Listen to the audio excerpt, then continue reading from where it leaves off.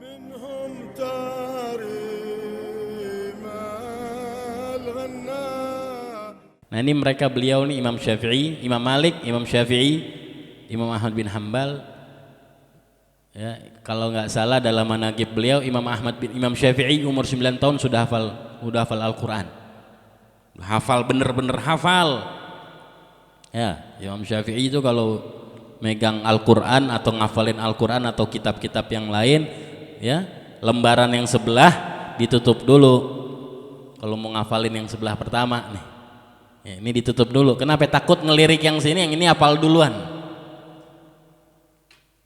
Tuh, ngafal ini kalau baca kitab atau baca Al-Quran begini loh. Nih udah kelar yang ini dibaca, baru buka, balik, sini tutup lagi. Kalau ngelirik sedikit hafal Imam Syafi'i radhiyallahu anhu. Imam Ahmad bin Hambal 11 tahun kira-kira. Imam Malik umur hafal Al-Qurannya nih umur 12 tahun udah hafal Al-Quran. Dewasanya mereka menjadi imam mazhab, kecuali Imam Abi Hanifah. Imam Abi Hanifah nih beranjak nuntut ilmu dan menghafalin Al-Quran yang benar-benar di umur 33 tahun sampai 35 tahun kira-kira. Ada yang mengatakan 35 tahun, ada yang mengatakan 33, ada yang mengatakan 30. Kita ambil deh 35 tahun. Umur 35 tahun nih Imam Abi Hanifah nih belum bisa apa-apa. Maksudnya belum ngafalin hafalan yang banyak, belum. Umur 35 nih. Tapi akhirnya menjadi imam madhab. Suatu hari, kenapa sebabnya beliau bisa jadi alim? Suatu hari beliau lagi sholat di masjid, lagi sholat, habis selesai sholat ada yang negur sebelahnya. Orang awam, orang biasa, ditegur, ya fulan, engkau punya sholat tadi keliru, engkau punya sholat tadi salah tuh, ada gerakan yang salah. Sholat jangan begitu, kurang benar tuh. Kata Imam Abu Hanifah, demi Allah, saat itu aku berpikir sangat terpukul hati aku. Selama ini 35 tahun lebih aku sholat, berarti aku tidak pernah benar gerakanku. Dia sumpah dia untuk belajar ilmu, ngafalin Al-Quran dan seluruh ilmu dihafalin sama dia.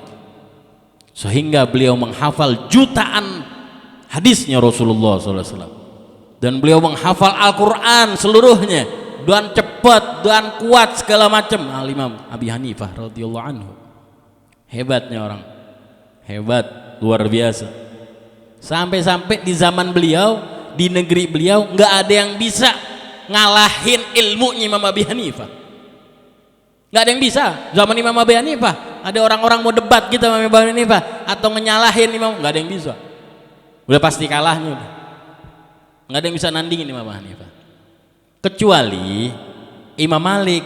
Imam Malik ini suka berbeda pendapat sedikit dahulu di awal-awalnya sebelum bertemu dengan Imam Abi Hanifah. Imam Malik di kota Madinah, Imam Abi Hanifah di Irak. Madinah sama Irak dekat tapi jauh? Jauh. Ya. Nih dah dikenal dahulu di Irak itu orang-orang yang sering malsuin hadis. Dahulu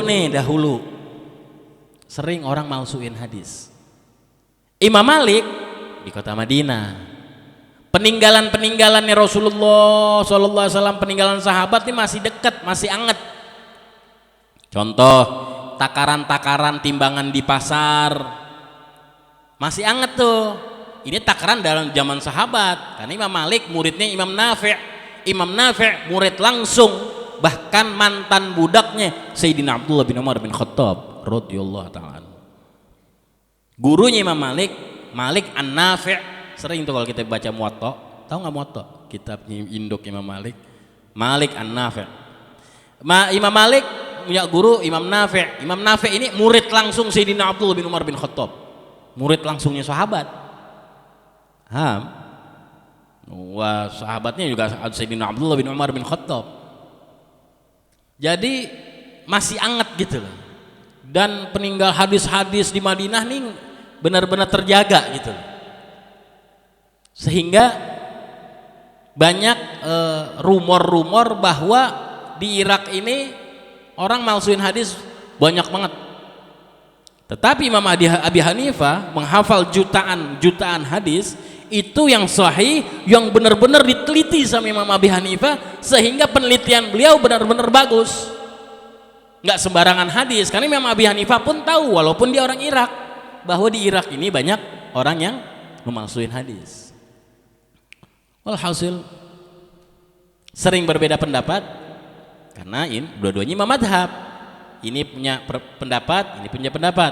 Tapi dahulu nggak kayak sekarang.